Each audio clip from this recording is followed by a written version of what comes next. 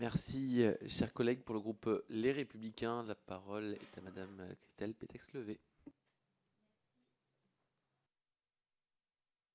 Décidément, le micro. Allez-y. Ouais, super. Merci, Monsieur le Président. Mesdames, Messieurs, un rapport du Sénat l'a cruellement rappelé, la gestion des déchets en Outre-mer accuse un retard d'au moins une génération par rapport au niveau de service public dont chaque Français devrait bénéficier. Le coût de gestion y est 1,7 fois plus élevé qu'en métropole et les 2/3 des déchets sont enfouis au lieu d'être recyclés. Mayotte n'a de déchetterie que depuis l'an dernier et la Guyane en compte à peine 2 sur un territoire de la taille du Portugal. Régulièrement, la presse se fait l'écho de problèmes de collecte, de décharges à ciel ouvert où jouent les enfants, ou bien de dépôts sauvages qui souillent l'eau dans laquelle les femmes lavent leur linge. Ce retard résulte bien sûr des spécificités de l'outre-mer, qui rendent la collecte plus chère et moins rentable les filières et infrastructures. Les déchetteries mobiles et dispositifs de gratification courageusement mis en place par les élus locaux ne peuvent être que provisoires.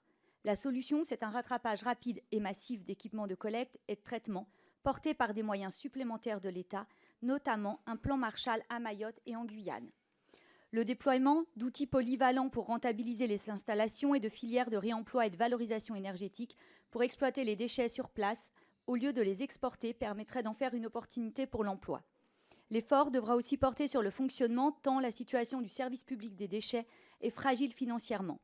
La taxe sur les ordures ménagères corrélée à la taxe foncière est souvent mal collectée en raison de l'habitat informel et d'un cadastre défaillant. Est concentrée sur un faible nombre de redevables avec des taux très élevés et peut donc difficilement être mobilisée pour augmenter les recettes.